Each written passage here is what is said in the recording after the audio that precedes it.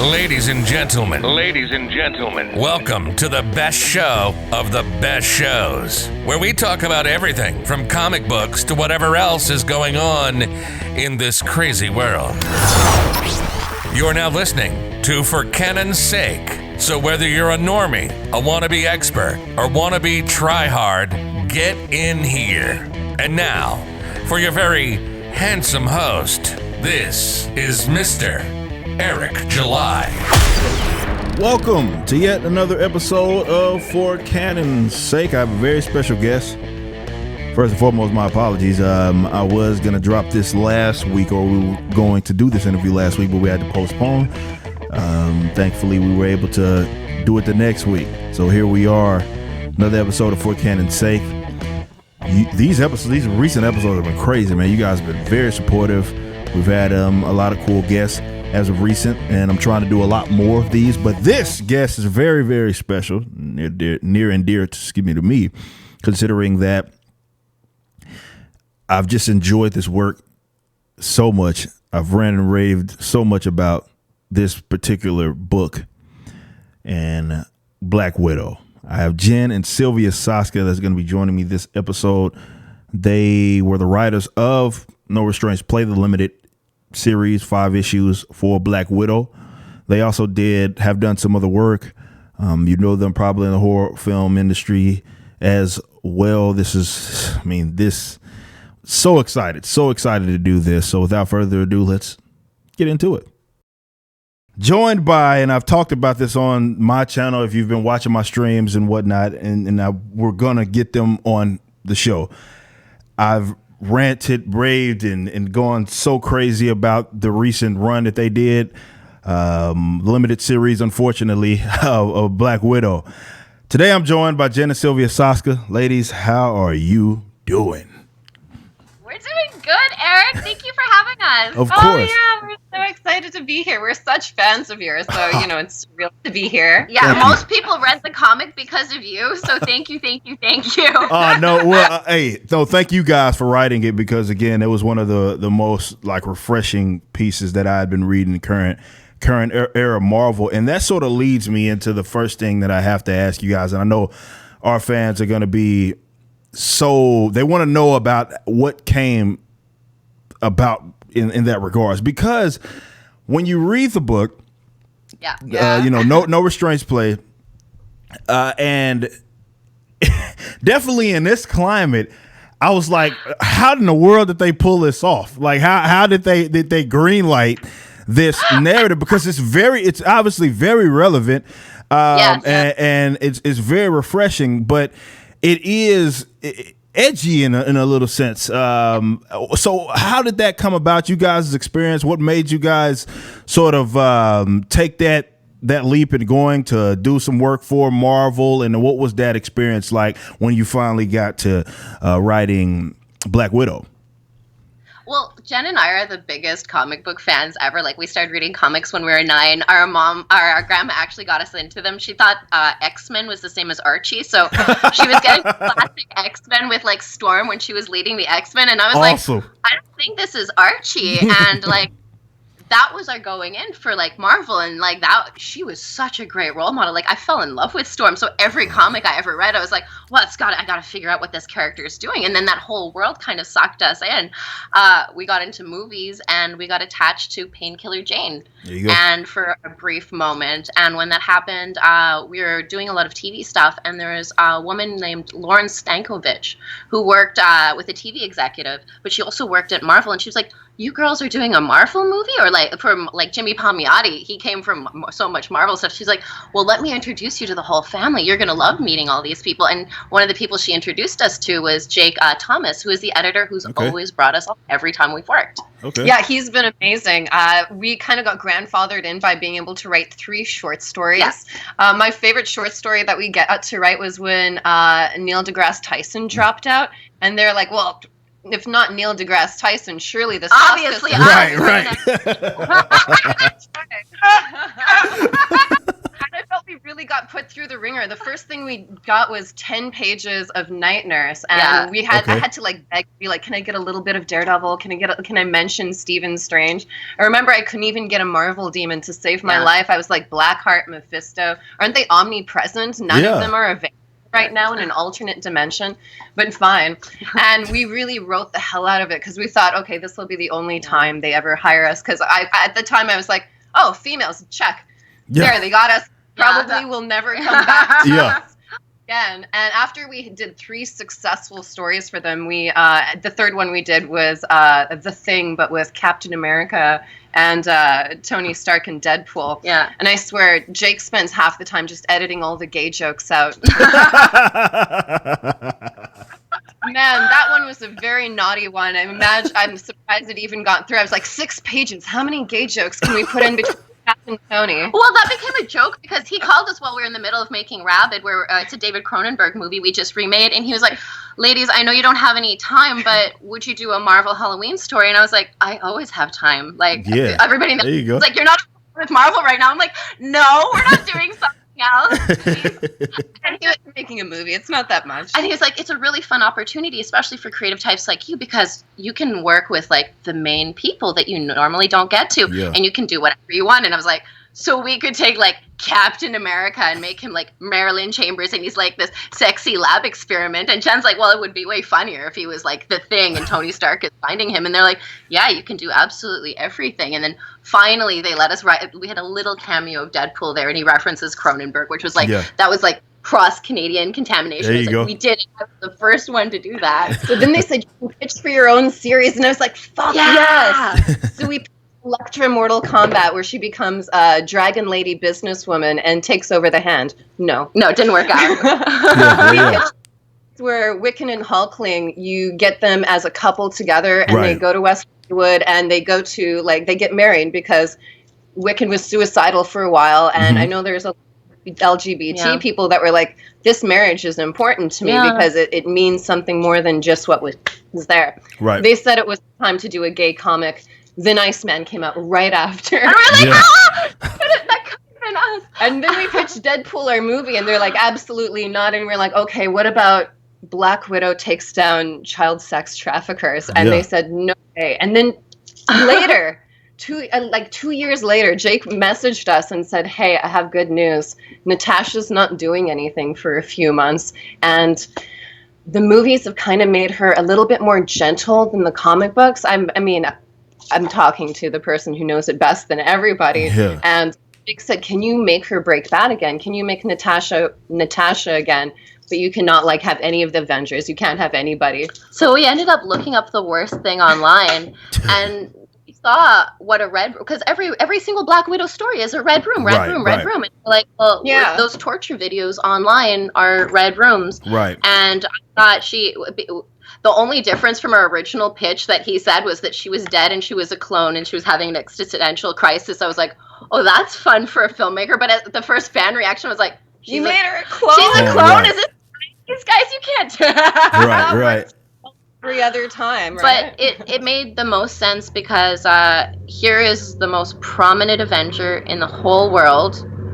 And I remember when I was a little kid, my mom, she always said, old enough to ask, old enough to tell. So I remember we were reading Cujo, and one of the main villains in the story was a pedophile. And I asked her, what does that mean? And she said, that's an adult who hunts children. And I was like, oh, and that's how we started the dialogue for that. And I thought, here's something important we can do with Natasha, because it's like, there's young women, there's older women, there's men, there's so many people that relate to this character and people who are survivors of abuse. Why don't we take an Avenger and actually make her do something in such a Kill Bill-esque kind of fuck yeah story where you're taking a group of people that you hate, that there's such an emotional response to, and she's in such an emotional place. You're like, this is perfect. This is like a perfect storm just waiting to happen. We also needed her to be able to kill people that nobody cared about, and Natasha's a killer. Right. For whatever.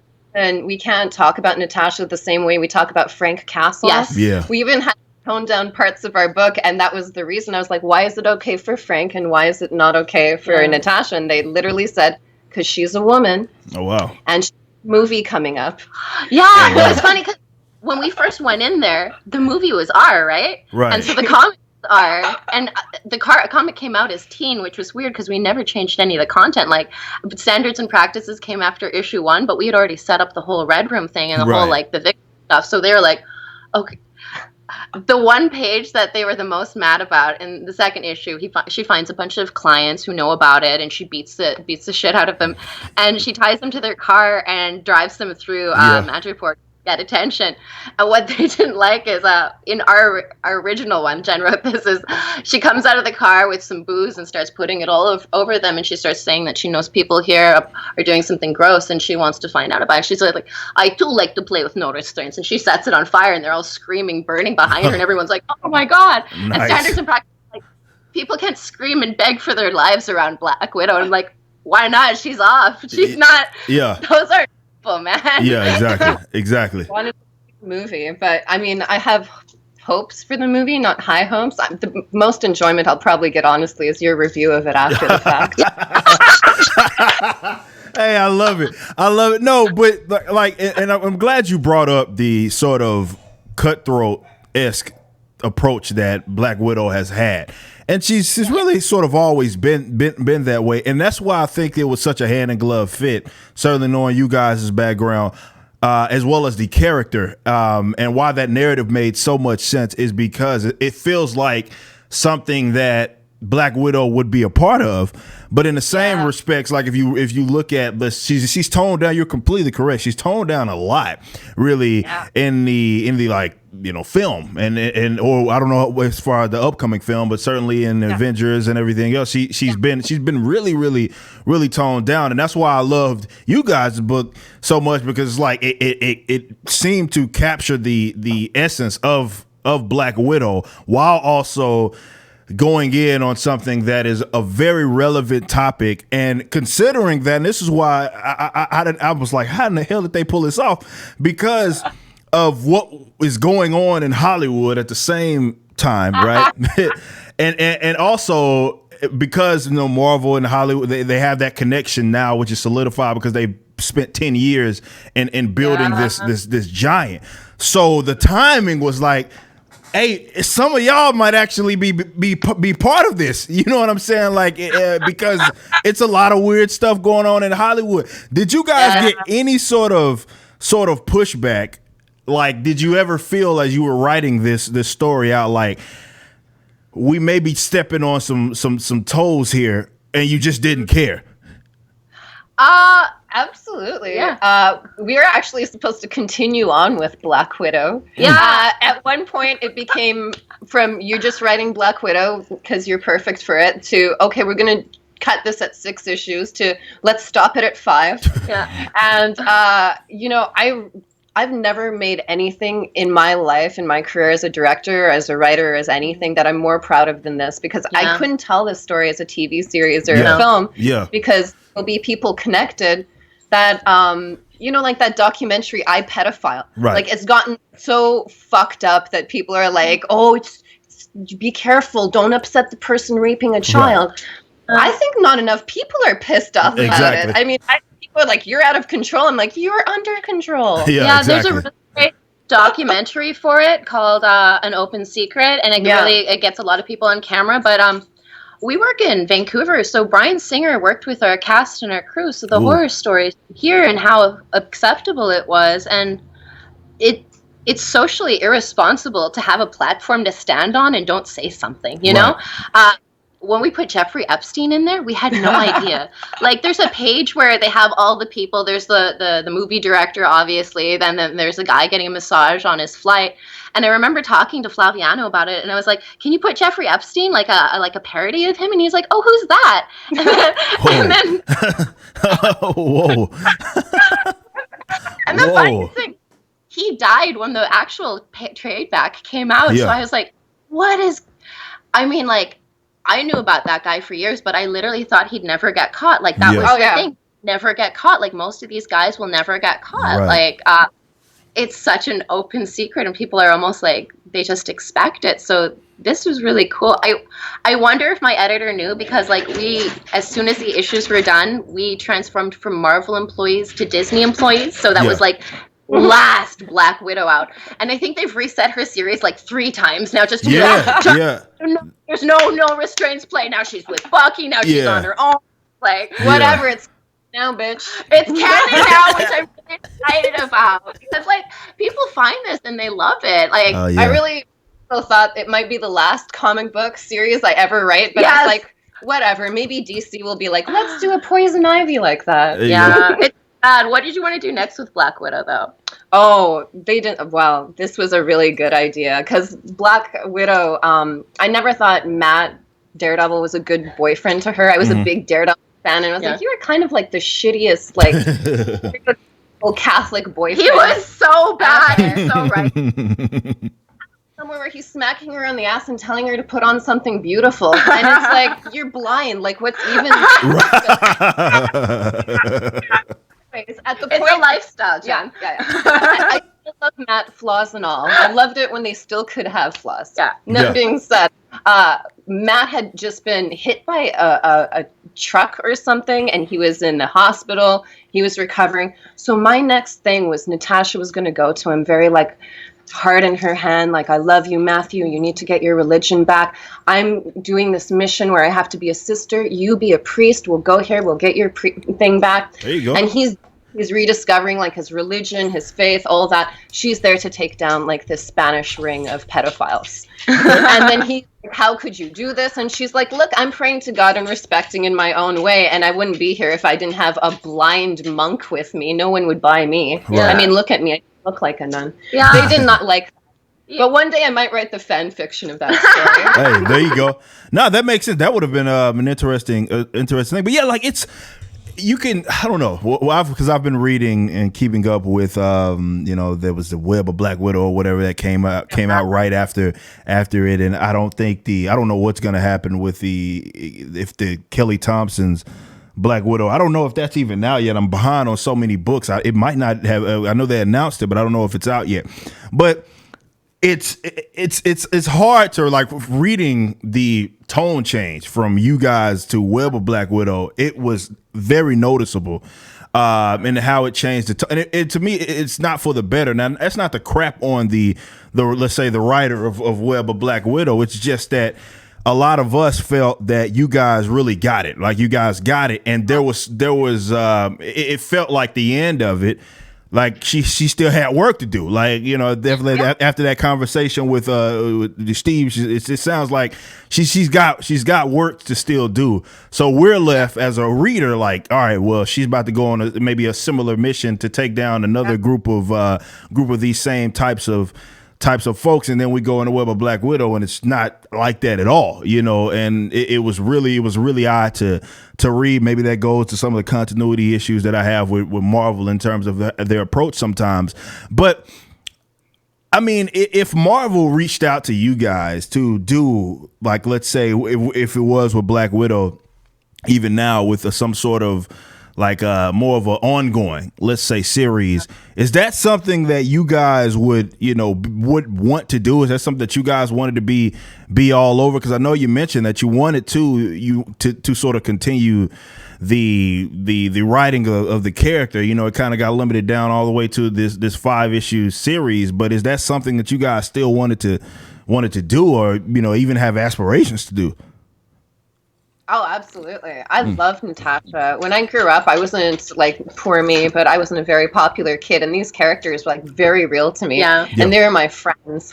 And then at some point, like, even as a child reading Discrepancies, Venom was one of my favorites. And Eddie Brock, that character, like, changed so often that I'd be like, he's a serial killer here, and he's a kid whose dad didn't love him here.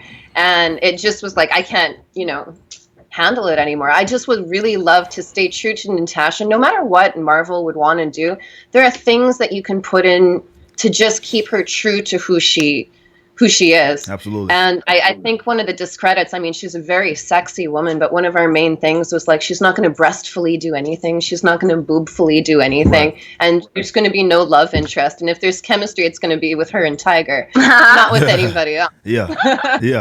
There you go. A lot of fans wanted her to end up with Steve, which I thought was interesting. Well, because of the whole Bucky thing, but everybody wants to make it so soap opera-y. I think it's because of the movies, because in the comics, they had friend relationship, and now they're like, oh, but they love each other. I'm like, no, Chris Evans and Scarlett Johansson love each other. Exactly. It's different. I feel so spoiled, like, because when I was a young person, I was always reading Peter Parker's Spider-Man, and that series went on forever. Yeah. And like, I was poor and I had a horrible job and I could barely afford rent, but it was okay because Spider-Man was going through the same stuff. Yeah. Like, they had such heartfelt stories. Like, do you remember Maybe Next Year? The one where Uncle Ben takes him to a Mets game and he loses constantly. And then at the very end, they win, but he sulked through the whole game because he thought he already...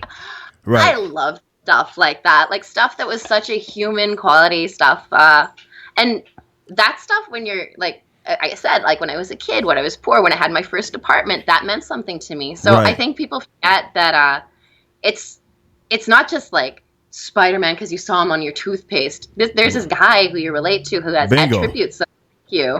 And so many times they're like so many people are like, do you like Spider-Gwen? I'm like, she's a cool person, but I've been friends with Peter Parker since I was like, exactly. And I never until recently where they were like, well, how can you? Because you're a girl. I was like, never thought of it for a second. Yeah. I was always the biggest. It never was like, well, you can appreciate that Uncle Ben's journey because it was just for him. And I'm like, no, that's no one needed no girl needed X-23 to appreciate Wolverine. I mean, you appreciated him for a whole other reason. Yeah, like I was the biggest Mary Jane fan because like back in those comics, she was like a shitty actress too, and she was like super hot. And I was like, good, you gave her multiple levels, and everyone's like, let's just not make Mary Jane hot. But I was like, hot people also have problems. Yeah, like, exactly. She wants to look like that. Like, look outside. There's a lot of women who put a lot of effort into that. Yeah, Peter bagged a girl like that. Cool. Keep her like that.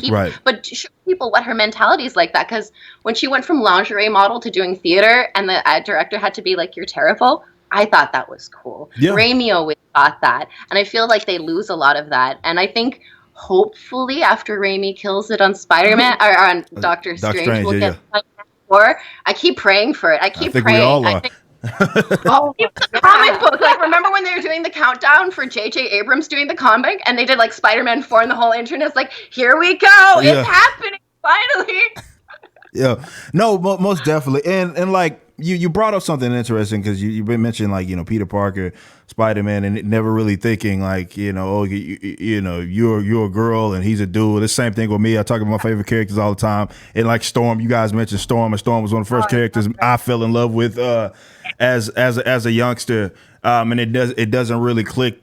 That she's a chick, I'm a dude, like am I supposed to like that or anything like that? It was just I found her an interesting character, and that seems to get lost with a lot of I've talked about it in numerous videos, and even the handling of a lot of even female characters definitely now where it's try hard stuff, you know what I mean? It's very try hard where I know that there are even guys like myself who really do enjoy a lot of female characters, and it's the try hard stuff that we may get frustrated over. How do you guys handle? Because Black Widow, like that to me is like the you guys' runs. Like if you want to learn how to handle a female character, here you go right here, because this is near perfect, and I mean that sincerely. But what do you guys' approach in which you're handling a female character, and that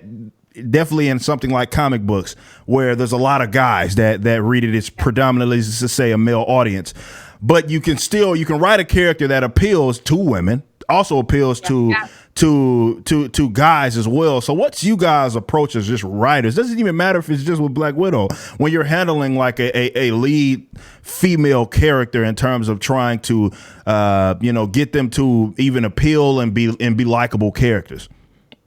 Well, the difference is kind of like the difference between the two Charlie's Angels movies, the recent one and the old one. Right. The older one was fun for everybody. Mm-hmm. Everybody was included, and it was never like, we're three girls doing everything. Where's Charlie's Angels? That's it. And that's the whole thing. And then when you keep mentioning things and being like, you need to be empowered. Well, I feel empowered enough.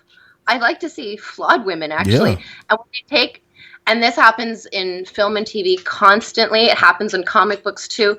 You write a character and it's a woman and it's an unlikable woman. And they say, well, what made her that way? She had to start likable. Someone must have hurt her. And now she's likable. Because she can't just be horrible. And I'm like, if you look carefully at our movies, almost all of our characters are really selfish women because people are selfish, and I'd rather see that than these flawless kind of like make believe characters that don't exist. Like, I'm used to struggling constantly. There you go. When some chick shows up and she's at the front of the line, that's not my story. I can't relate to that. And they're like, but that's you. She's a girl just like you. And I'm like, she's not a girl just like me. But me, I wouldn't even be there. I'd be in the background being like, don't forget about me. I'd like to be a part of you, you know? Yeah, I call moments like that forced feminism versus earned moments. Yeah. Like, the reason this year Buffy worked so much is because Buffy spent half the episode crying and being beaten the shit out of. Yeah. And then she beat the vampire, and you're like, yes, fuck good for us. When I mean, a forced feminism moment will make me cringe. I'll watch Lord of the Rings and watch Eowyn say, I am no man, and cry every time. Every time. And I'll watch the most recent Avengers film, and I'll watch every female character get together for Spider-Man, and I cringe. I wonder that was tough to watch, man. I know the intention is pure. Right, like, absolutely. Absolutely. I mean, like, safe space and Snowflake. Oh, God. That's so offensive to identical twins and fraternal twins. We don't have enough time, but I can see where the intention is coming from. Yes. Like, it came from a pure place. The execution is alienating. Yeah. It's horrible. It's absolutely awful, because you're trying to say, like, if every male character struggles, every male character goes through all this to develop, and a female character like does not, and she just has it more easy. And even when she has it more easy, she kind of has this attitude towards like men, and it's the same reason that when I say I'm a feminist, people are like, "Oh God, here we go," and I'm like, you gotta try to be like, wait a minute, you know what I mean? Because there's, I mean, feminism means equality. Like, before we start saying fuck men for the next 5,000 years, like, let's enslave the men, the matriarchy shall rise. Yeah, like, that's not better. That's just no good. That's still sexism. I try to make sure, like, anyone that I write doesn't do male or female things. They're just people with flaws. And, you know, the most important thing for Natasha is to strip away the Avengers and just get people to see who she is, because they're like, that's one of the things I worry about the new Black Widow movie. She doesn't need all those fucking people in there. Right. It should be a James Bond movie where she's across the world. And what I wanted more than anything in this movie is for her to go to her Russian family, change her demeanor, speak in Russian. So you're like, oh it's been Paul this whole time. Yeah. That's not even really is. She puts on an act with them. I would love that, because then all of a sudden it's like, this is one psycho bitch. Like, you don't even know. Yeah, you don't know who she is. No one should know who she is. But then we have, you know, there's always the need to make her too gentle. And that was something that, you know, we kept in the comic as well, because she obviously loves children and she's a compassionate person. But she's also a killer. And although she feels bad about that, she's not going to, like, cry about it. She's like, it's what I do. It's what I'm very, very good at. I love how in the entire comic, she starts by helping out Steve. He's totally ungrateful. He's just so in his head, up his ass. She does this huge thing. And then she comes back and she's like, sweetie, are you okay, though? Yeah. Don't worry about it. It's like Ferris Bueller's Day Off. She had this huge adventure all on her own. Well, it felt like a Black Widow story that should have always existed, you know, what she does on the weekend. Up for the sequel if the movie doesn't do well or does do well. No restraints play. That would be a cool sequel, maybe. Marvel Max. That would be I mean, this one, you want to talk about something that could hit hard, like definitely if it was to cross over in a live action like that, the no restraints play, that would be something that, again, I think that's what made it so enjoyable, at least for me. It was exhilarating, but it's such a relevant topic that, unfortunately, and I think this is the frustrating thing for guys like myself, is that we know that this is something that is real. We know that there's some of us even, you know have family members that have unfortunately fallen victim to some of this stuff. So it's a real thing.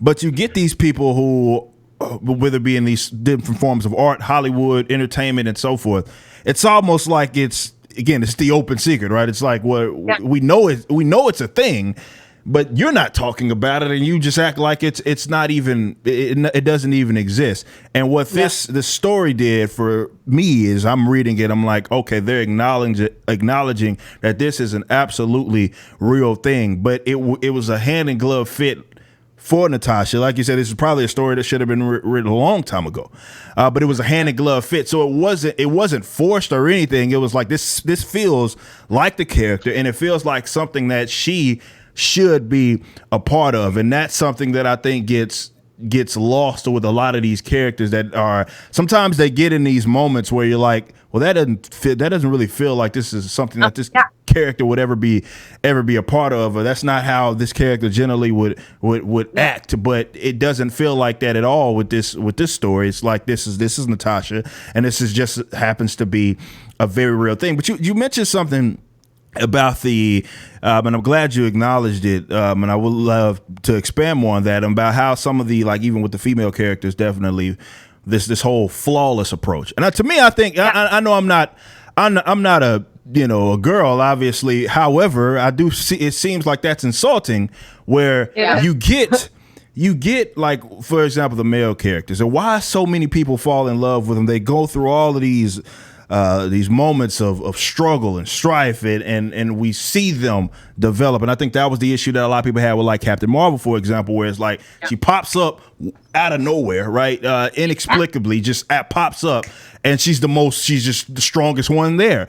And people are like, well, you didn't earn that. Like you didn't earn. We've seen 10 movies of these other characters. Like you didn't earn these moments, and we don't relate to it, even though she's strong and powerful. It's like, I don't know why that approach is as such. I've talked about this all the time, even with some of these black characters, where it's like, I was talking to another comic book writer that he written for DC and Marvel, and he had kind of talked about how some of these recent characters, these newer characters, that they're at least trying to attempt to do, but they're like the smartest characters ever. Like, they just exist. Now they're the third smartest person in DC universe, and you're like, what the? How does that happen? Like, we just now finding out about you. So, like, but like, for like, what do you guys think is the reasoning for that, and how do you combat that? Definitely as writers, because you guys are doing it the way I think a lot of people want, and this will allow us to fall in love with a lot of these characters. Whereas it seems definitely a lot of these newer age guys are writing these just perfect, flawless, they call them Mary Sue's, women that just have it's no flaw, and they are eclipsing characters that we've known for decades. You know what I mean? And it doesn't make sense in that perspective. So how do you combat that as a writer? But more so, why do you think that they're doing that anyway, even though we had never seen that as a recipe for success when it comes to liking characters? I think they're afraid that a flaw is going to come across as an insult. And you see this with characters that are gay. You see this Daken, Wolverine's awful piece of shit son, that I don't know who was watching Daniel Way when he wrote that, but I was like, holy shit. Nobody was watching Daniel Way. By the time he was kissing Bullseye, I was like, favorite character. This is awesome. Then I stopped reading that character, because then he got very like, I'm very bad. I feel guilt about what I'm doing. And then it was like, whoa, he had all this character development as a villain, but the fact that he was the only pansexual character that was like they were putting anything into at the time, they're like, he can't be bad. He can't be a negative person. I grew up reading like Tony Stark drinking and like throwing up in his suit and going through windows. I didn't think, oh my God, this man is bad. I thought, oh, he's sad. There's something wrong with him. I watched Who Framed Roger Rabbit, and I didn't like hate Eddie Valiant. I empathized for them. I think the real problem with the women thing is women are also always pressured to be perfect. We always have perfect, act perfect, speak perfectly, and if we have any flaws, it's like so create these characters that are like perfect, and like, women are gonna love this woman's perfect, no one's gonna be mean to her, and I'm like, is this an alien? I can't relate to this person. I think it's fear. And I think the people that are writing these characters aren't actually these minorities. And a lot of the time, the intention I really do feel is in the right place. Right. But write flawless characters, you're not writing real people, because people are flaws. And you're also saying our flaws are bad things. Sometimes our flaws are things that we take a lot of strength from. Yeah. And you're really taking that away from a character. I mean, if you wanted someone to come in and just save the day, where the fuck was Adam Warlock? We've been said, don't get me started there. Dude, you know why? Because I call him Space Jesus, and I'm like, they can't put Space Jesus in here because he's gonna have to comment on organized religion and right. Fuck it, put a woman in. Oh my God! Like that. It was all set up for a warlock, and that's I think. Oh my God! It made me so mad. Definitely, I can't remember what was the end of that, and when we saw Aisha at the end of I think it was Guardians of the Galaxy. So they alluded to his existence, right? So we're like, all right, this makes sense. This is a way that you can get those of us who have read, who know the history of Thanos. Like that's a way that you respect the source material while also bringing in this very interesting character, and it made all the sense in the world for Warlock to show up. But we got Captain Marvel, who again is never up until then had never had any like historic arc with Thanos, any relation to Thanos or anything like that. It's like, why did she pop up?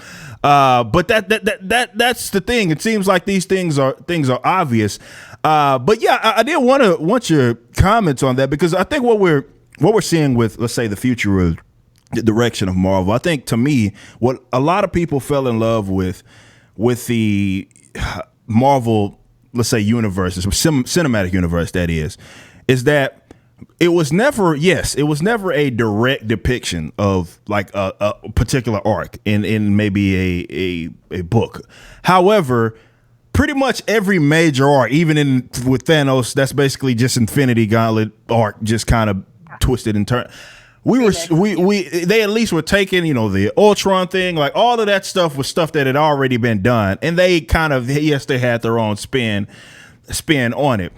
But what we see in some instances, where definitely in terms of what the future that they're going with, it just seems like they're trying to use characters that don't necessarily make sense for the particular, maybe even story. And I think that's what's frustrating a lot of longtime comic book fans. It's I don't know really any comic book fan that has ever been like, every story has to go verbatim exactly like it went in the book. But we just want to respect it. Like, what's the point of using the character if you're not going to at least respect the source material, because that's where they started. So at minimum, you can do that. And I know you guys have had experiences in remakes as well. So what would you advise as a writer? This is why I wanted to get you guys on, because you guys have that experience in both industries, right? You've written comic books, but you also obviously done movies and stuff like that. So what line, I guess, do you like? How do you draw it in terms of, if you envision, let's say, if you had any control in Marvel,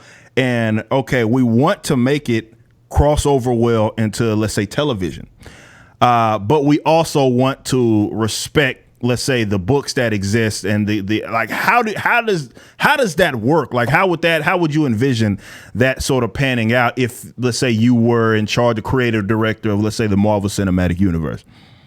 Well, they really shot themselves in the foot making everything connect, because that's how they ended anything special happening. Because you're like, well, he's in the next movie. He's in 7 movies. That's fine. And that's Robert Downey Jr. Oh, I hear he's taking a break. Oh, okay. Bye, Robert Downey Jr. You got a lot of screen time this time, I would love them to do Marvel Max, because a lot of us grew up with Marvel, and it would be so nice. Like, there's an HBO Max. Yeah. Just put a little Marvel Max there. Take all the Marvel nights. We were already watching that stuff, and then be like, oh, that's cool. We're doing it R-rated now. You said we were Disney. We weren't going to do that. We're doing it now. Don't worry. I know this sounds ridiculous, but to actually hire people that grew up reading the comics, I mean, it sounds so stupid to say, but there's a difference between, there's a difference between, here's a stack of comic books and read them and try and get like some emotional connection to the material. And then there's a difference between being a little girl and like crying reading Born Again, being like, oh no, Daredevil only has $20 and he's fucked. Yeah. You have a connection to those characters, and then when they say, okay, and then Wolverine nails this chick, you're like, actually, Wolverine's a very romantic character. I don't think he would be nailing that chick. Yeah. It's interesting because there's a lot of stars that get so attracted to these roles. Yep.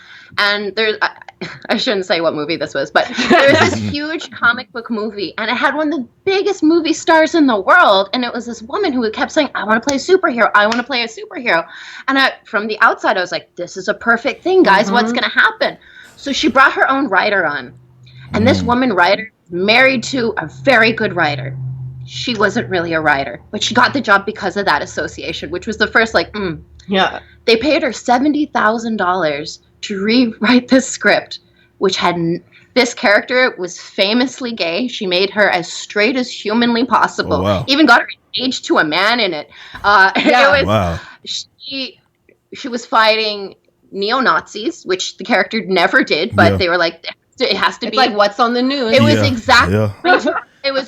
It was so offensive, and every character was this superwoman, and her mom, this character never even had a mom in the comic books. She was close to her dad, no mom, but now there's a mom and a little brother, like for fuck's sake. And the mom was the one, and mom dies for no reason, becomes like this Uncle Ben character, and they're like, and they brought it to us because we were women, and they're like, what do you think now? Because the star, after doing this and wasting all this money, she decided it wasn't for her, so she left. So they were like $70,000. How do we save this property? And they're like, ladies, you know this script, you know this character. What would you do? So we gave them a bunch of free notes for no reason because we're stupid. Most of the notes were basically maybe she should be like in the comic book, like these, like there were 3 things that I'm like, you're not even gonna like upset your audience. They're just gonna be like, who the fuck is this person? This isn't even this character. Like, it's like if you made Daredevil Jewish. It's like exactly. You've alienated a part of this group, you know? Fact. But 70,000, and a lot of people are like, how are these movies and how is this material turning out this way? Because they start with the star. They don't start with the source material. They're filling out all these other things that they want that. The story and the comic are the last thing. Like, Jen always, when she's in a meeting like this, is such an asshole. She's like, it's too bad there isn't, like, a picture book with all these stories. Shots, man. We don't even have to pick shots. We don't even have to write it. We could just, I don't know, like, Maximum Carnage. Whoa, it already exists. Welcome Back, Frank. Already exists. Guardian Devil already exists. I love that. Talking about the artistic interpretation, I'm like, let's just talk about the Bible. If you made Jesus a black woman, you're not solving racism and sexism. You're pissing literally everybody off, and you're like, but my intention was good. No, your execution sucked. Your intention. And it's funny because basically you're confirming what I already thought. It's like you're getting people that have little to zero connection to that. So what incentive, and this is what I guess this is a question that I've been posing to even my feds and followers for the last year and some change, is that like the reason why you're seeing this is that a lot of these guys, these weird depictions of characters that you've done, like you've been in you've told your friends about it, you've done videos like, oh man, this character is finally going to appear in this universe. They're awesome. And then you get them and they're like, wait a minute, that's not the character. I don't know who that is, but that's not the character. But it feels that way, that you're getting, maybe they are starting with the star and maybe they are trying to, it's like definitely now, and it's like the gift and the curse. I talked about this in literally the last video that I released, and that the awesome thing about comic book movies being hits is that we know that more are going to come. So we get the guys that actually grew up on it get to see some of these characters come to life in more of a live action setting. That's awesome. But on the other side, it's like everybody now wants a piece of the pie. That hell, they used to make fun of us for reading comics back when we were youngsters. Now all of a sudden everybody wants in on the action. But that's why you get these weird depictions of these characters, because they don't have that emotional connection. They don't have that connection hardly at all, because they didn't grow up reading on it. And I guess that's where my frustration is, because I know that there's people like you guys who have read books but have the talent base to understand the industry, to direct, to write, and I know there has to be other people that are like that, but they don't seem to be the ones that are getting part of these projects, and that's why we're seeing these goofy depictions of these characters that they just don't even feel like the characters at all. One thing that you did bring up was something that I've been advocating. You brought about like Marvel Max. I've talked about that DC like even going the Vertigo or Black Label route, which seems to be something like with Joker. That I would hope that would show them that there's an audience for that, right? There's an audience that want to do more mature based, and for those of us that have grown up on these books, a lot of these stories are very dark. I mean, that's how the world is, and these are adults that we are dealing with. So for the most part, it makes a lot of sense to at least to me, to have that segue. You don't have to connect every single thing. And even if you did have it in the same universe, I don't know what Disney has got against maybe having these more rated R films. But even if I had them in the same universe, I don't see what's the crime in having. Oh, here's this one's PG, but this one's R or whatever. I don't know what the problem is. You can do that. Now, I mean, there's nothing that says that you can't. But would you guys like to see that for like the DCs of the world or the Marvels of the world, to see more like mature depiction of it? Would you think, let's say, do you think that would give them more freedom? I know you guys have experience writing these mature films. Do you think that would give them more freedom to accurately depict these characters if they weren't so limited to just keeping it towards these, like, just, I don't know, kind of popcorny, family friendly films? Do you think that that's the direction that hopefully some of these? I mean, we saw with Blade. I don't know what I'm talking about as if we never saw it. We've seen it. We've seen it before, but I don't know. They're going this more sort of let's say less mature, for lack of better terms. Do you think is that something that you guys would like to see going forward with even with DC? I know we've talked a lot about Marvel, but even with DC going that more mature. That mature route, do you think that gives them more I guess leeway to make more accurate depictions of these characters?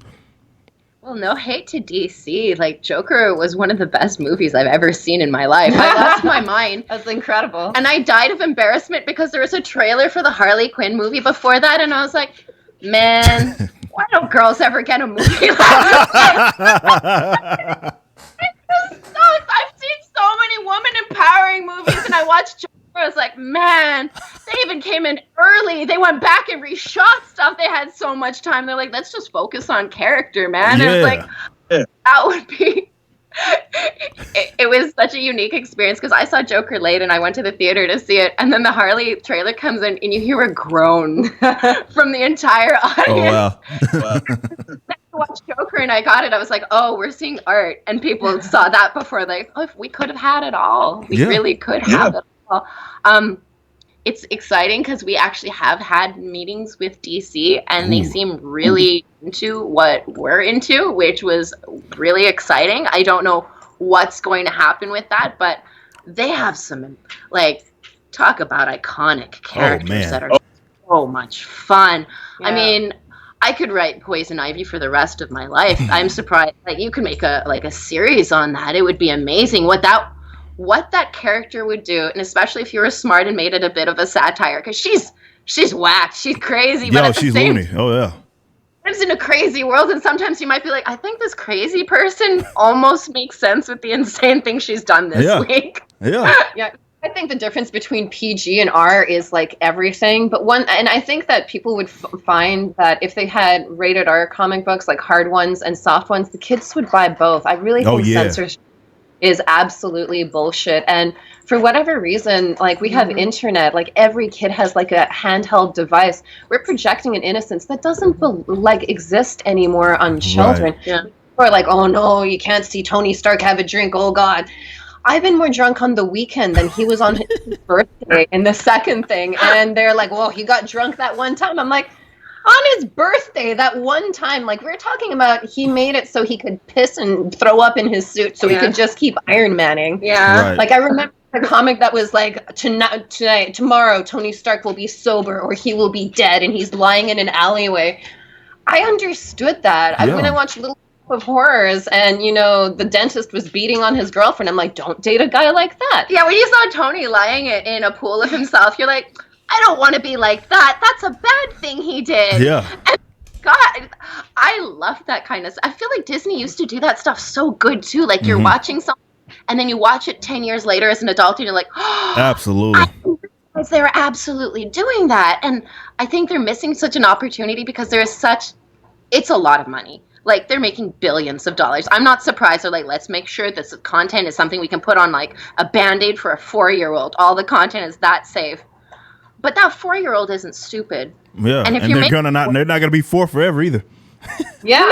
True. And what happens if that 4-year-old's brother gets smoked by a bus and that kid had no idea reality existed? Like, that's why you get pets, to learn that things die. That's why you read comics with like life experience you don't have, so you can go through it before you go through it, because then you can be like, I know what Storm did when she had to rip out that heart out of her adopted daughter. That was hard. That was hard for her. Yeah. And there's kids that have read like our Black Widow, and people are like, "Well, how do you feel about that?" I'm like, "That's great," because they know that there are child sex traffickers. I mean, we don't live in a world where we can't tell our kids about grooming and pedophiles and like child killers. Sorry. Yeah.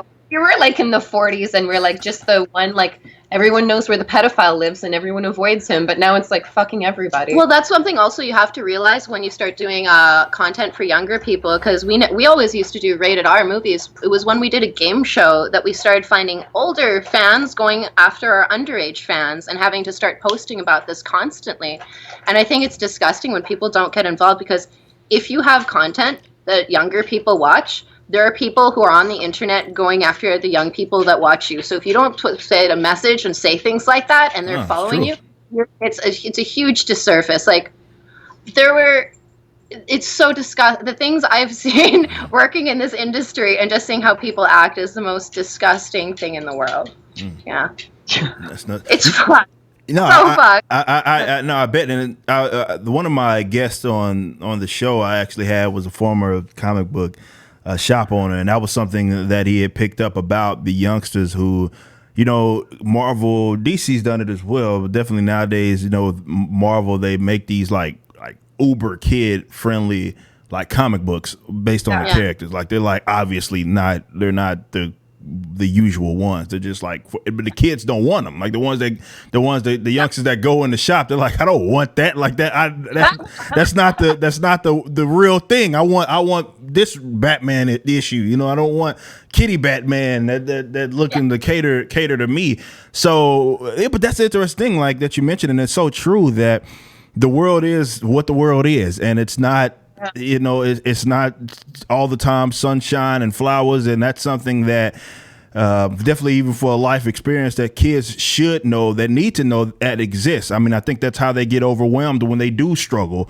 If you are, sort of masking them from the realities of the world, and it also, you can't put up a defense against anything if you don't know what's actually out there. So yes, I mean it is good that they read something like that, just so they understand that, hey, this is a thing that can absolutely happen. You know what I mean? And you should be at least aware that it's a thing. So I appreciate you guys doing that and putting that in a book, knowing that, of course they're going to pick it up. Good that they're going to pick it up. So you mentioned being contacted by DC, but as far as we'll talk about both of them, DC and Marvel's post No Restraints play. Once it's sent off, you guys were done with that. Have you been in contact with them about either, or what else have you been in contact with them in regards, DC and Marvel, if at all, for work? What type of work in the future? Since again, you guys knocked it out of the park with No Restraints play, I would hope people are like, all right, yeah, we probably should pick them up for some other things. Have they reached out to you about movie, shows, books? What's been the experience like after No Restraints play? Movies and shows, but I can't say which company which one it is, but it might be a surprise, but I think that kind of gives it away which one it is. There is a movie that we're going after because they're looking at every female director, and when they meant every, they didn't mean us, but we're very persistent. And I'll say right now, I won't say what movie, but you can probably guess. I wasn't a fan of the sequel, and the first one. The first one. I'm a fan of the first one, but I really feel I could do something with the sequel and not alienate half the demographic. Yeah. we keep going after it. Every time they say they're looking for a woman director, I phone up my people and like, submit us, and they're like, okay, but they're gonna get I'm like, no, they're gonna know my name by the time this is done. I love it.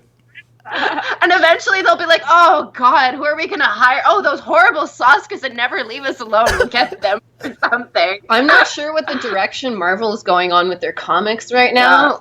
With the whole safe space and stuff. Oh my God, man. This doesn't feel like me. I mean, as a twin, that's like so insulting. They never they never reached out after No Restraints play. You kind of felt that you did what you wanted to, because we wanted it to be an impact. A lot of people really loved it in the office, and they were like, I have a feeling that this might not continue because of what it is, and that's totally what happened. But other companies that have read it actually really love it and respect it, which is kind of exciting. And there's no calling card like it. Like, people are like, wait, what did you do? Because, like, I'll start talking about, like, Epstein and be like, if you hate pedophiles and like Black Widow, you should read her comic. And I'm like, ha ha ha. Wait, what? Yeah, we did that. And they're like, you did that? And they're like, what are you doing for Marvel right now? And I'm like, nothing. And they laugh, and they're like, I get it. That's pretty ballsy. Yeah. Jen and I have been working on our own comic book for years now. Awesome. And it feels like the right time to do it, because it's our own complete world with our own teams, mythology, powers, and everything. And it's been my dream to, like, write for Marvel and DC forever and ever. Yes. But the sad realization is, like, I don't even know if I would be writing Batman. If I was writing Batman, it would be like Batman within these are the Batman walls right now. And even Black Widow, I was, like, so happy I could push the thing, but I don't know if there is a place to continue, writing edgier stories, because, like Syl said, Tony Stark's on a Band-Aid, and you don't want to pull the Band-Aid sponsorship. Yeah. So you kind of need new characters that can be flawed, like, and shitty and terrible.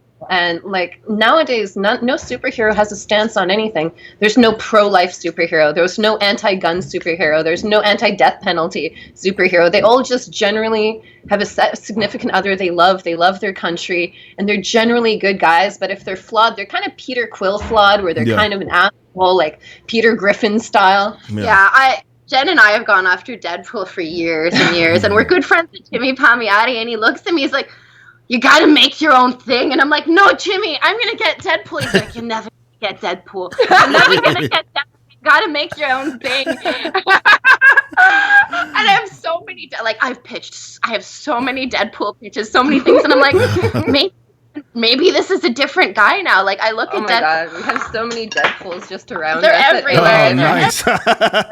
Nice. Yeah, I got one back there too, so that's awesome. Well, it's the smartest thing to do, and it's also very freeing, because you're like, wow, maybe I can make a universe, and it's with a company that also goes and does TV shows afterwards. So it's like, wow, if I make a bunch of really cool characters and this works off and people like the book, then we can move on for more media. And it might be something that people are missing. Like, The Boys, and it was one of my favorite comics ever. When they got to that issue with what happened with Starlight, like, I one of my friends introduced that to me, and he represents the guys who worked on that comic, and he was like, this is why it got canceled. And I remember reading it and being like, damn, that's Hollywood. This is Hollywood, but they're superheroes.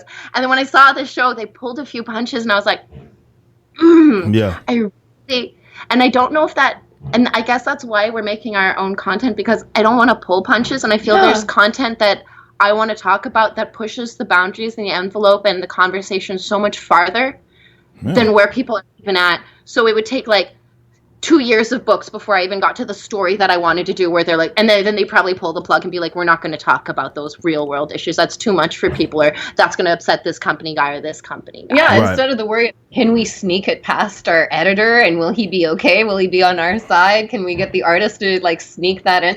We can just completely control the content. Being able to call out the elite child sex traffickers of the world who know who they are and know that happy and working was my favorite thing in Black Widow. And if I can do more of that, I'd love to. I mean, I was waiting for Adam Warlock to show up with the anti-organized religion message, which may never come now. And now I can put that message into my comic books. Yeah, it's a lot of... That makes sense. But, you know, make your own thing, right? Don't try and break into something that doesn't...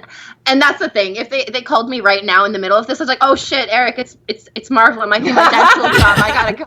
I'll come crawling back anytime. Like, that's my most prized possession. It's the first people, and Jerry Duggan's the only one who hadn't signed it. But both of those guys, Brian Posehn and Tony Moore, both knew about our careers before. So I was like, oh, I feel like I'm getting I'm getting closer. Like, when I'm in my 60s, I'll be like, Eric, I did it. I did that. There you go. movie. We did co-wrote the Triple X porn parody with the great Axel Braun. And if you want to see a great Captain Marvel movie, there you go. Starring Kenzie Taylor. She's actually so sweet and endearing. What I love about the Marvel superhero porn movies by Axel Braun, I forget that they're, sexual aid films, because I'm like, this is funny. This is good. This is well, she's engaging. Such a good Carol. You're dying laughing at the jokes that she does in it. And then she went to the gym. Like, it is such a funny movie. And it also follows the movie, the other the Captain Marvel movie. So it's like watching it, but you're watching the movie you kind of wish was happening. Anyway, I can't speak highly enough about them. I hope he's doing Black Widow next year, but I don't know. I love how the adult film community is like, oh, you guys are professionals on Deadpool. We need you. But the film community is like, that you live in Vancouver, go away. Oh, man, that's amazing. So I'm of course looking forward to it. Hopefully, if once it gets complete, because I'm working on my own stuff as well. Same exact idea. I'm like, look, man, it's we see the direction that some of these comic books are going.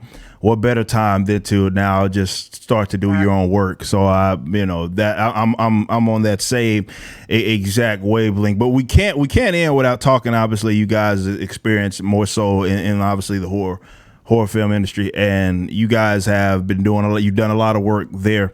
I know my audience may not be as familiar with it as like with Black Widow and some of the comic book related material, but what's what I always have wanted to ask people that have crossed over from, different industries, right? Because movies aren't the same as books. What's the difference from the creative standpoint that you guys experience in writing for, let's say, Marvel versus writing your own, or writing even because you guys have done remakes as well of horror film? Like, and for you guys, just to tap in, like, what's more enjoyable for you guys from a or more so artistic experience? I would have to say definitely the comic books. Okay.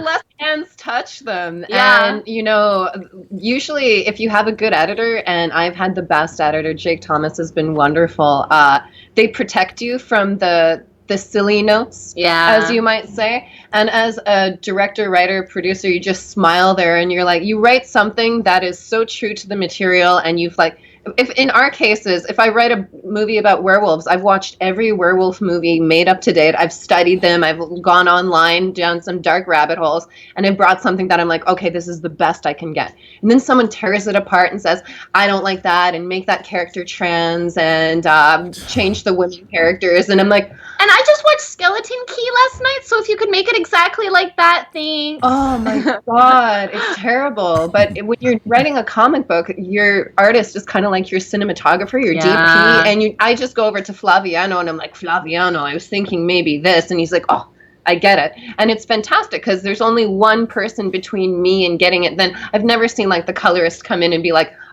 she fucked it up. This is terrible now. It all after you work it out with the artist, everything's so great. With directing, everyone thinks that they're a storyteller, and for whatever reason, they don't appreciate that it's a machine and every piece has an important position to play. Yeah. Sometimes they think that being a director is a luxurious job. It's not. It's like an actor without compliments. Nobody goes over and says, I'm so pretty one day, but when I'm acting, they're like, your hair is nice. I'm like, my hair is this way every day. Shut up. I think it's more heartbreaking also for me to make films, because by the time it gets ripped apart 3 times. In the writing thing, they tear it apart. And then while you're shooting, like, someone fucks up and you lose $100,000. You're like, okay, well, this actor, this location, this is all gone.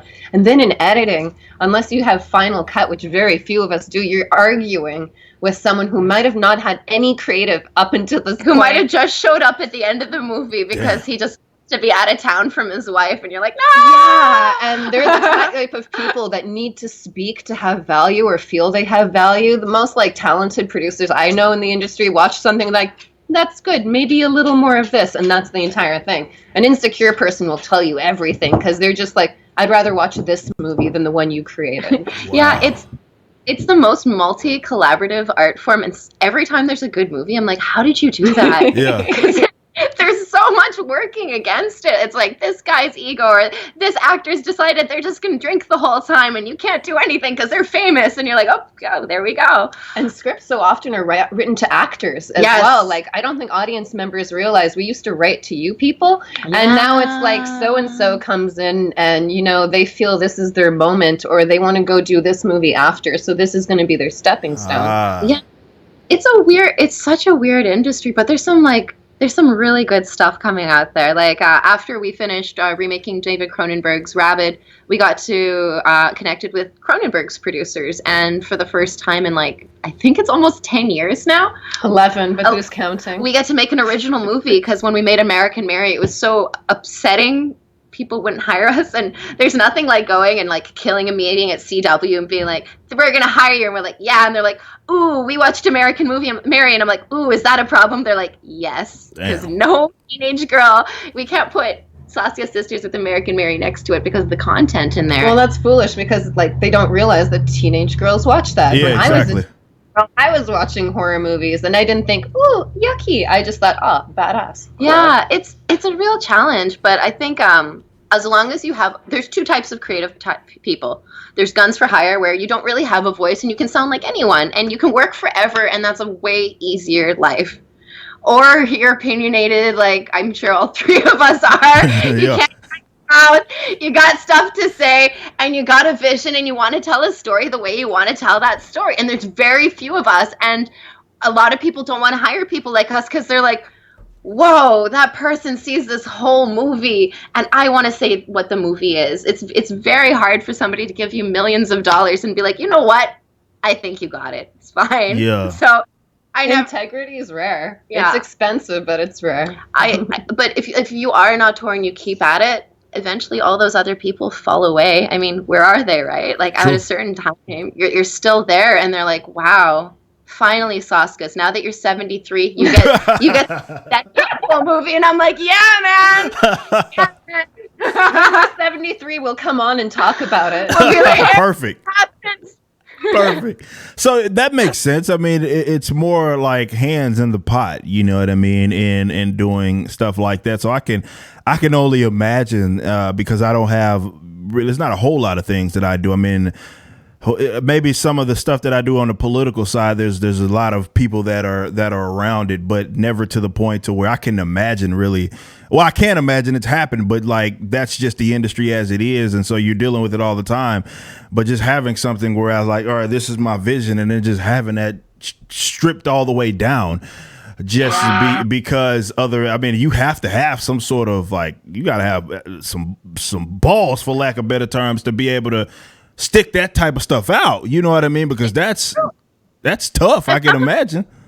And sometimes you lose. Like, everyone hates on David Ayer. The studio decided to make 2 different movies, a rated R Suicide Squad and whatever the fuck they ended up releasing. And I know people that were working on that being like, we can't make 2 fucking movies at the same time at the same we can't.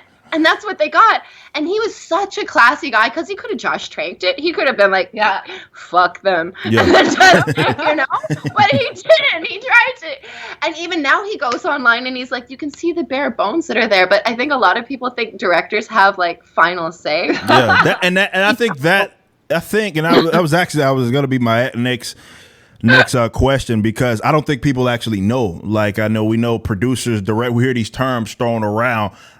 If you can, for my audience, just because I know you guys have filled different roles, when you consider the like, who's part of the moving parts and what do they do? You got actors and we know directors, but there's also these producers, and what does all that crap mean?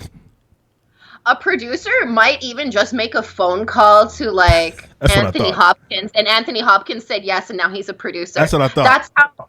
Oh man, who got that? Martin Scorsese. That's how he got the producer credit on Joker, because he got Joaquin to do it, or he got De Niro. He got De Niro to do it. Yeah, that's how, like, little tiny things like that. The people with the most power are the financiers. Yes. Whoever paid for it, and they're usually of a certain age and of a certain, let's say, a school of thought. Yeah, sometimes. So that is often a challenge. Yeah. There are producers that, like, will hire everyone. They'll be on set. They'll be problem solvers. Most people that are producers don't do that. They just, like, the producer title is just glorious.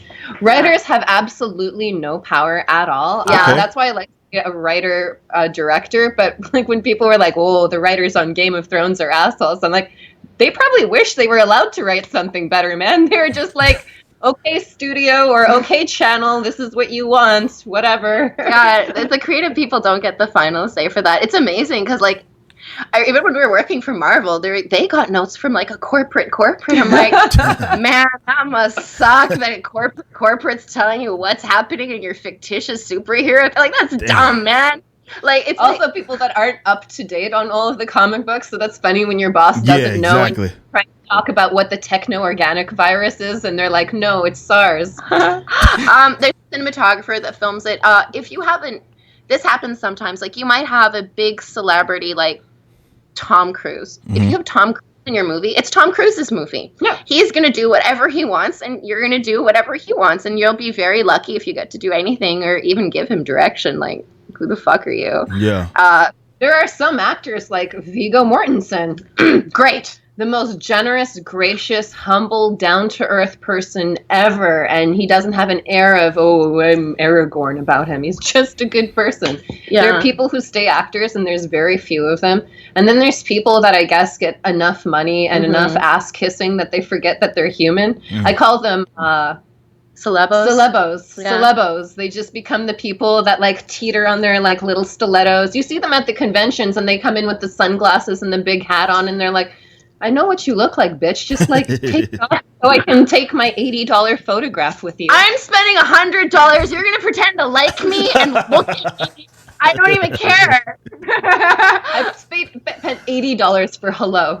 Yeah. So there's above the line where most of the money goes, and that's your A-list stars, that your directors, your writers, and your producers. And then the rest of the money goes to hundreds of people that actually make the movie. And it is the weirdest thing ever. And a lot of people are re-examining what we're going to do now because of the whole coronavirus. Yeah.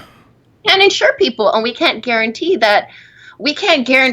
if you ship Brad Pitt to Canada that he's not going to come back with corona. Right. And why I'm working for Universal, he sues Universal. Universal goes down because Brad Pitt doesn't exist anymore. Like, It's really weird to see what movies happen after this because nobody wants to go to work. Yeah, no, that's I've talked about this with the comic book industry. I mean, it may be some revising of the methods, maybe for the better. I mean, because you're looking at maybe a potential, reanalyzing of what's happening. Yeah. Sometimes I talked about this with being in the music industry, and like the difference between like us and like a lot of the other bands that are the same tier as us, which are successful, but we're not like the Foo Fighters or anything like that, but we're financially better off than all of them because of we own all our publishing, we own all our music, you know what I mean, and we pay out of pocket, so we don't have to pay off the top of the money that we make.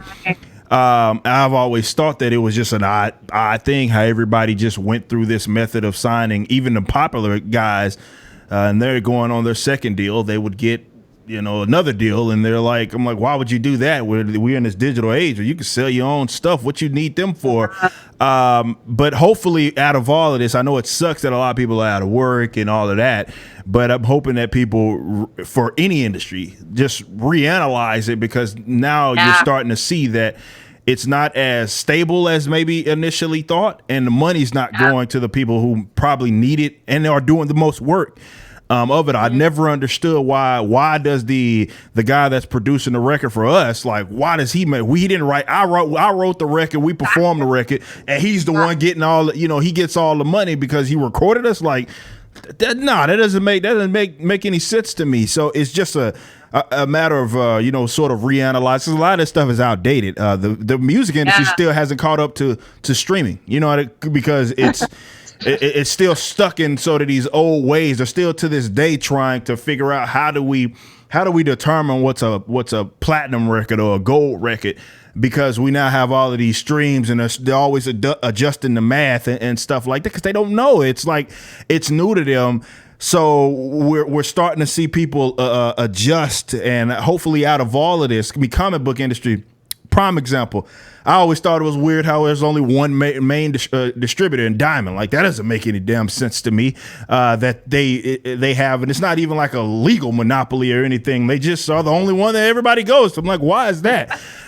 So they shut down, obviously, and now DC and Marvel's like, oh shit! Like, how are we gonna get these books out? So I guess we're not gonna put out books. So they didn't put out a book, and now they got two. DC has two new distributors that I know they're going to be working with for the end of the month. I think they're going to start releasing titles again. But I was like, that I guess that's a semi-positive thing, that people are reanalyzing what's taking place, because a lot of this we've just been going through the motions, and nobody ever asked the question, why are we still? That was all my band did. It was like, yeah, I know everybody's doing that, but why? Like, it doesn't make sense. It doesn't make any sense. So hopefully, even in, whether it be Hollywood or film industry or what have you, at least reanalyzes it, because it does seem that a lot of people are seeing that, you the one doing all the work, but you're not really being compensated for it, and you're not as well off as maybe that you have thought. Last question that I wanted to sort of ask you guys about, regarding just the comic book industry and everything else. We have Black Widow, we have No Restraints Play. What other characters, aside from maybe that you haven't, maybe you've written, maybe you haven't wrote before, any event, choose DC, Marvel, I don't care. What are some characters that you guys think you could maybe knock it out the park if given the opportunity to, and maybe you just like to, even for a challenge, to be able to write? My challenge would be, after seeing Joker, is giving Harley Quinn that treatment. Absolutely, man. She started as a shrink, man. Mm-hmm. She went. Nobody wants to admit this because she's so cutesy. She's not well. No. Yeah, she's not well. Just like when they turned Deadpool into a cute character for kids, he's not well either. Yeah. And I just think it would be fun to do one story like that, so girls could be like, oh, I got to feel scary like the Joker. Like, that's what we love doing in our movies with, like, female villains, because there's so often you're never the scary one. You never get to get that cool moment, and that always feels so good. You feel so vindicated when you get that. Oh my God, there's so many. I'd always love to write Rogue. Yeah. Okay. I never felt Rogue got a fair chance. Also, as a Rogue fan, I'm like, how is fucking Captain Marvel so powerful? Like, right? Because it's the same. I was like, if Rogue was flying around doing that shit, it'd be like, Bill, bitch, sit down. You cannot do that. Exactly. But whatever, it's fine. I felt that her story is like, it's so obvious. It's this very beautiful girl that can't be touched. So, of course, she has those repressed issues. And then, of course, they took that away from her, which took away, like, such a huge part of her identity. Even if she learned to control it, and then sometimes she couldn't, it would be something. But now it's like, at one point, she had fire powers, too. I was like, we just need to dial it back. Yeah. And she probably needs a story where she goes back home and she, like, tries to be normal or something. I just never felt that she got a very fair chance because she's very hot. Yeah. But everyone, like, all of them are. They're all like, there's not an ugly superhero in any. They're all so toned and gorgeous. Even Deadpool is hot now. Yeah, I miss Daredevil's great stories. I used to have every Daredevil comic. I stopped reading when he revealed his identity and, like, Foggy got killed in prison. I'm like, who the fuck is writing this? I was like, I hate this. I ripped it up. I was so like, Nerds are powerful, man. But I grew up loving him, not because he was a dude and blind, but because also he's a Catholic. So you were raised in that same kind of, like, prison, and you have those issues as you grow up of how you struggle with those values. And I just feel that, like, that was such a core part of who he is. And now they're like, just the Catholic stuff out, all of it out. And I miss it. And I also feel I could write a really great Poison Ivy. Poison I always Ivy. say that women start as Harley Quinn, then they become Catwoman, and when they're fucking done with men, it's Poison Ivy. I am done. That's the evolution of women. Your life, actually. I love it. She's done lots of stuff, but I don't think that everyone's been like, whoa, did you read that Poison Ivy story? Yeah. I always wanted to make her take over like the Amazon and have like this huge place where they'd have to come get her, where there's no way in hell they could possibly get her. Oh, that'll be going into the jungle. Like a reverse Escape from LA. Absolutely. Yeah. Right? Sick. Right? Yeah.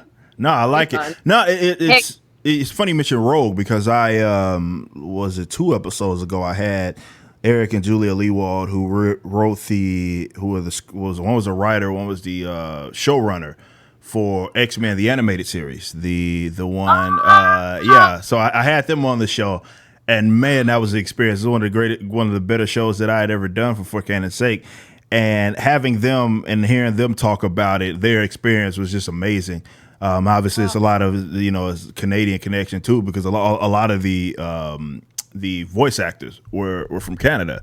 But yeah, so to sit there and talk to them about everything was amazing. And their experience about, we talked a little bit about Rogue, we talked a little bit about pretty much everybody. But the thing that I think that sort of ties all of what we've even talked about during the show, and how they didn't write down, right? And they knew that there was a source material that it already existed prior to them ever getting control or able to write the show or anything. So they respected it. But the main thing, and I think that's why there's this influx of people obviously that wanted to watch it, because Disney Plus has all the episodes now, so we can all watch that. But the reason why it's just transcended generation, because I was a kid. I was like 2 years old when like the first episode. It was 92, so yeah, I was like 2 when the first episode came out. But watching it as a teenager, in the 2000s, then watching it again as an adult, it's like it's gotten better.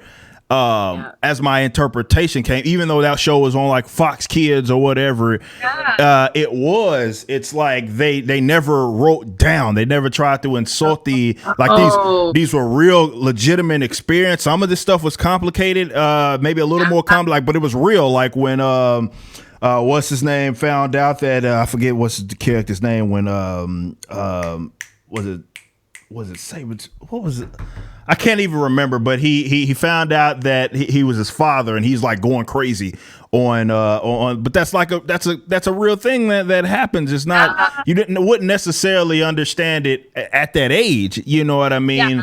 But as you age, it's a real experience. People have those sort of conflicting issues with their parents and all of that sort of stuff. It's a real relatable thing, and that's why that has transcended, at least to me, generations, that they don't write down. It goes to sort of what we're talking about, where even if you go to a comic book shop and you have, okay, this is Batman issue 75 versus Kitty Batman and whatever, the youngster is probably gonna go get the Batman issue 7. That's the one he wants. He wants the real real deal. And he's Batman's dealing with these real world experiences, and it's better that sometimes that they get exposed to that and know that it exists and knows that it's a part of reality, because the main thing is that they're not going to stay that age forever.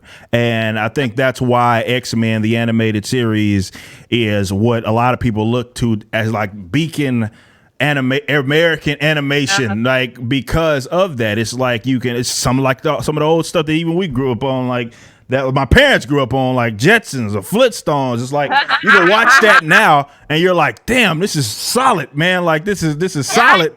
It's so good. But it's a cartoon though, or animation at the end of the day. So talking to them, it just kind of brings that point to life and exposing those youngsters to some of that stuff that exists, instead of always trying to write down to you. I know, they wanted all these characters on the Band-Aids and stuff like that, but in the same respects, they're not going to stay that age forever, and I don't think it's really beneficial to just shield them from the realities of what it is to be to be human beings, because these are real world things, and I'm just so glad that you guys, for example, wrote what you did in Black Widow. But look, let me know if anything. Thanks for the support. So people actually read that comic, Yeah. man. They're trying to bury it. You know how hard it is for a guy to pick up a Black Widow comic, especially in this climate? Dude, guys were actually like messaging us, is it for me, in the way like, is it going to be like fuck men at any point? Because you could tell they were very much like, I've never read a Black Widow comic. Would I like? And I'm like, do you like the KGB, like torturing bad guys? And they're like, oh, yeah, I can get behind that. And they're like, is she going to be like, can I read it? Am I going to feel like a girl reading it? I'm like, no, you're going to feel cool. You're going to be like, why don't I see this chick more? Yeah, we loved reviews so much. It turned out, every time an issue came out, it turned out to be the thing we would look forward to. We're like, did Eric go on? Did he watch? Did he like it? Oh man, of course, I love it, and I appreciate it. I did that video showing off when you guys sent the trade paperback to me. And signed it. That was amazing. I appreciate you guys doing that so much. And like I said, I'm gonna always rant and rave, because as it stands right now, it's just what I feel like is a good representation of a female comic book character. It has all the elements that I think a lot of us like, a lot of us anticipate. I think this is bogus sort of narrative that unfortunately people have been getting away with painting, that men don't want comic book female comic, don't like female characters, so it's horse crap. You know what I mean? That's not true. And maybe there are some people that are sexist enough to just, I don't want to see it. But a lot of us, definitely in the comic book, like, come on, man, like us of all people, like we love a lot of these characters. It's just a matter that, yeah, some people, men, maybe not, they don't want to be insulted, beat over the head with it. But in the same respects, I don't think you should, I don't think women want to be smacked over the head with the nonsense, as well. They are flawed people. They are just like every other human being. And this is why people, I've had this gripe with, for example, black characters, is like people have fallen in love with some of these classic, let's say, white male characters, not necessarily because they're white and male. It's because they've been put through the ringer, and we've seen them developed. Like if you put that same effort in to the female character or the black character or something like that, people would love them just like they love Flash or Batman or anything like that. It's just show them the same effort, not, okay, I want a female character, I want a black character. Here they are, perfect as they're smarter than Batman, stronger than Superman, and everything, and they just existed, and this is the first time you read about it, you're like, what the hell, what is this? You know what I mean? What is this? But right before I let you go, anything, I just want you guys to lay it on me in terms of what you guys are working on, movies, comic books. Is there anything that you're working on that you want our audience to sort of become aware of? Jennifer and I are going to be making our third original movie, which would be our sixth feature film. As soon as this ends, it's called Bob, and it's an original monster movie, and it's about trauma. And sometimes when somebody does something horrible to you, you carry that person with you for the rest of your life, and you empower them. And everybody has a monster like that, and it's about survival through that. And I couldn't think of a better time to be doing a movie like that than right now. And it deals with some subject matter that actually kept it from being made for over a decade. And we have a big star that's starring in it, which is nice because usually people get scared shitless of our content. So it looks like it's the big one. So we're really excited to be making that next. It's awesome because I feel that good horror movies just teach you like moralistic issues without you realizing it. It's kind of like drama, but if something good happens in it. This movie, it's a dark comedy, but it's also about abuse, and it's male abuse, and they're like, you're women, why do you care? And I'm like, I'm also a human, I care about men also. Sorry. So it was a really hard one to finally get to this point, but the films that we have lined up, none of them are very delicate. There's a very protective of love your children. Bad things are going to happen to you if you do bad things. There's films about social issues and like world issues that I hope get made, but when you're pointing the finger at people that are in power, it's a little bit challenging. Absolutely. That's just never stopped. There's one script that we have that it was going to go everywhere, and they said you have to change the ending. No one will want this because it makes a character you love through it revealed as a very bad person, and they're like, you can't emulate or you can't feel bad for a bad person. Like, actually, that's just kind of like how it goes. You can love this person, then reveal, oh, he did this terrible thing, and now you're going to have to deal with it. Yeah. Like, so many directors and actors and stuff that we love. Yeah, we can't say any of the TV stuff that we're breaking into because they make us sign NDAs, but we can get NDAs for really important jobs that we're like, woo, good for us. And we're working on our series every day. Yeah. We're going to launch it with a 144-page book. Yeah, a self-contained story where you introduce the characters, you introduce the world, and you introduce the problems. And then if it's successful, we can like reshoot and then go from then we do a book for a series for each character, and then we do a series for our first anti-hero supervillain. Yeah, my Deadpool. Look for our Deadpool. Wait, I'll send it to you. I'll be like, Eric, this is the one I told you about. Please. And be like, man, this guy's more Deadpool than Deadpool. They'd be like, these are great in a Deadpool comic. Oh, well. I love it.